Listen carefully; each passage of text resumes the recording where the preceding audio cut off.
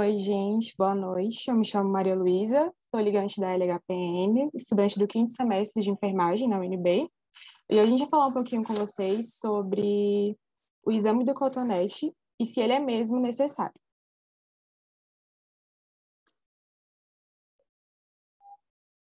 Bom, primeiramente, o que é o exame do cotonete, né? E como ele pode ser realizado?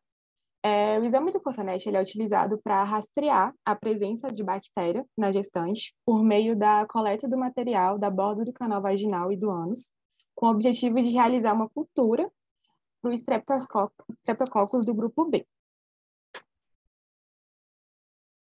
Quando esse exame ele deve ser realizado? O exame ele deve ser realizado entre a 35ª e 37ª semana da idade gestacional, de acordo com o Ministério da Saúde. E esse exame ele não é realizado antes do período, pois a coleta do material ela é baseada no maior intervalo de tempo que se pode obter os resultados mais precisos, de sendo positivos ou negativos, para essa infecção. E esse intervalo é de cerca de mais ou menos 5 semanas. E esse exame, ele é realizado independente da via de parto, porque as pacientes, por exemplo, que vão realizar cesariana eletiva poderão entrar em trabalho de parto ou terem a ruptura das membranas antes da data prevista para o parto. E aí, diante disso, também é válido ressaltar que um resultado positivo ele não é indicativo direto para a realização de cesariana, porque existem formas de tratamento que vão ser abordadas mais à frente na tratação, e com isso os profissionais eles devem sempre analisar quais são os riscos para poder indicar, de fato, se será necessário ou não a realização da cesariana. E o que é, né, o estreptococo do grupo B e o que ele causa? O estreptococo do grupo B ele é uma bactéria gram-positiva que é encontrada na flora intestinal de 20%, de 20 a 40% dos adultos em geral, sendo, na maioria dos casos, apresentada de forma assintomática. E é muito importante ressaltar que não é uma infecção sexualmente transmissível, justamente porque a maioria das mulheres com a região vaginal colonizada, ela foi contaminada por estreptococcus oriundos do próprio intestino ou até mesmo da região retal.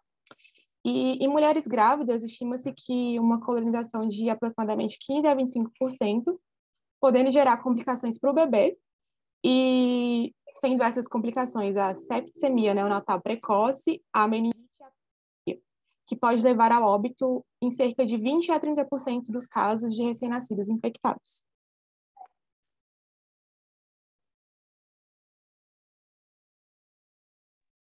Boa noite, meu nome é Letícia, eu sou ligante da LHPN, estou no nono semestre de enfermagem e faço enfermagem na UniU. Vou falar um pouco sobre a forma de transmissão dos streptococcus e também sobre as complicações maternas e neonatais. Sobre as formas de transmissão.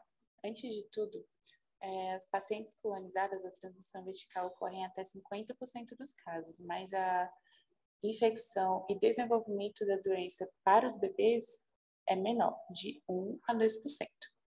Sobre a transmissão, ela pode acontecer tanto intraútero quanto na passagem pelo canal vaginal. A transmissão do Streptococcus de forma intrauterina, ela acontece quando há uma ruptura de tempo prolongado das membranas e então a bactéria ela se adentra ali no líquido amniótico, causando a infecção do líquido amniótico, a corioamnionites.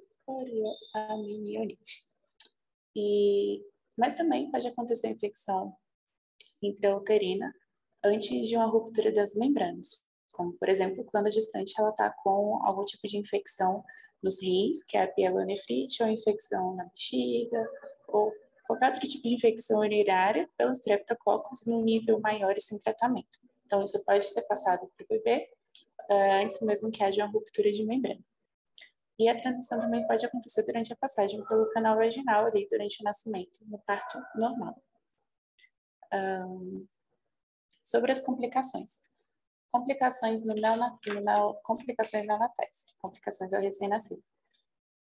Sepse neonatal, que é a infecção generalizada, meningite, pneumonia, febre, dificuldade para mamar, nos casos mais graves também, crise convulsiva, fraqueza, rigidez muscular. E no caso das complicações maternas, bacteriúria sintomática, que é a bactéria aliada entrando no trato urinário. Infecção urinária, pielonefrite, que é a infecção dos rins, a infecção da bexiga, que é a cistite, endometrite, a endometrite é a infecção da parede do útero, e ela acontece quando já ocorre a ruptura das membranas. E também, no caso da endometrite, a manifestação clínica na mãe é febre, sangramento uterino e dor abdominal. Mas é importante destacar que nem todo bebê, assim como a gente disse no início, nem todo bebê nascido de mães colonizadas pelos streptococcus irá apresentar algum tipo de problema. Na verdade, apenas 1 em cada 2.000 são infectados e desenvolvem a doença. Como eu disse, é uma porcentagem de 1 a 2%. Então, por mais grave que seja essa infecção, a taxa de realmente acontecer, de passar para o bebê que ele desenvolva uma infecção mais grave, ela é menor.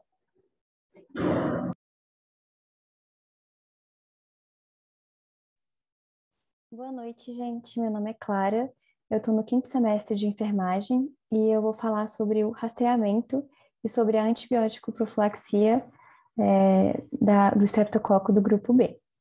Bom, como a Maria Luísa disse, esse exame de rastreamento universal, por meio da cultura vaginal e retal, ele é recomendado pelo Ministério da Saúde e ele ocorre entre a 35ª semana e a 37ª semana de idade gestacional. Quando esse rastreamento ele não é realizado, é recomendado que a profilaxia, que é o uso do antibiótico durante o trabalho de parto, ocorra nas seguintes situações. Quando a idade gestacional ela for menor que 37 semanas no momento do parto, quando há ruptura de membranas há mais de 18 horas, quando a temperatura materna durante o trabalho de parto for maior ou igual a 38 graus Celsius. E também se essa gestante já tiver filhos prévios que foram infectados pelo estreptococo do grupo B. Quando a gestante ela faz esse rastreio e ele dá positivo, é recomendado o uso e quando ela faz esse rastreio e a cultura é positiva, é recomendado que ela faça a profilaxia durante o trabalho de parto, né, o uso do antibiótico durante o trabalho de parto. Além dessa situação, se as gestantes apresentam filhos anteriores que tiveram infecção neonatal por estreptococo do grupo B, se elas tiveram bacteriúria sintomática ou infecção urinária pelo estreptococo do grupo B na gestação atual, e também se ela, como eu falei, né, se a cultura for positiva e se a paciente estiver em trabalho de parto ou com ruptura de membrana, é recomendado que ela faça essa profilaxia. Essa profilaxia ela não é recomendada quando a cultura do estreptococo foi realizada em intervalo menor que 5 semanas e ela é negativa, quando a gestante opta pela cesariana eletiva, só que nesse caso de cesariana eletiva, ela não é recomendada quando não há ruptura de membrana ou quando ela não entra em trabalho de parto. E ela também não é recomendada quando na gravidez anterior essa cultura foi positiva para o estreptococo do grupo B, mas que na gestação atual ela é negativa. Bom, agora falando um pouco mais sobre os antibióticos que são usados nessa antibiótico profilaxia, o antibiótico de primeira escolha é a penicilina G, que ela é feita por via endovenosa. Essa penicilina G, a dose inicial recomendada dela é de 5 milhões UI e a dose de manutenção é de 2,5 UI a cada 4 horas até o nascimento. Um outro antibiótico alternativo que pode ser usado é a ampicilina, que também é administrada por via endovenosa, e nela a dose inicial é de 2 gramas, seguida por 1 grama a cada 4 horas até o nascimento. Caso a parturiente tenha alergia à penicilina, pode ser feito o uso de cefazolina, da clindamicina e da vancomicina. É importante também destacar que essa antibiótico profilaxia ela pode trazer alguns riscos para o feto e para a mãe, como a anafilaxia materna, mas essa situação ela é muito rara de acontecer. Bom, concluindo, a nossa apresentação, segundo a Fiocruz, essas evidências da efetividade da profilaxia intraparto com antibióticos sobre o risco de infecção neonatal precoce e óbito neonatal são de baixa qualidade. E as recomendações para o rastreio e para o uso de antibiótico durante o trabalho de parto, elas são baseadas em consenso de especialistas. Então, há uma carência de estudos e de evidências em relação a esse uso do antibiótico como uma profilaxia da infecção pelo estreptococo do grupo B.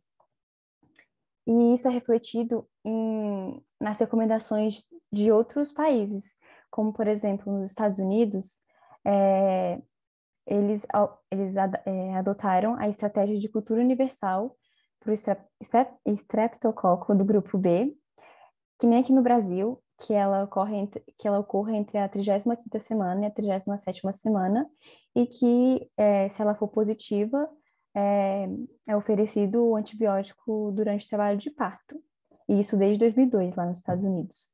Porém, no Reino Unido, essa cultura universal ela não é recomendada, e eles oferecem o antibiótico durante o trabalho de parto caso a gestante se enquadre em 5 fatores de risco, que são a infecção urinária na gravidez, pelo estreptococo do grupo B, se a bolsa rota há mais de 18 horas, quando a gestante tem febre durante o trabalho de parto, ou se o trabalho de parto for prematuro, que é quando acontece antes da 37ª semana, ou se essa gestante ela tem se ela tem algum filho que teve sepsis neonatal.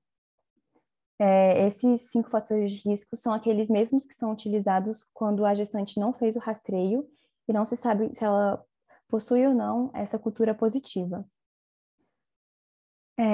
Então, uma das formas... Pode voltar. Então, uma maneira muito interessante de abordar isso é durante o pré-natal.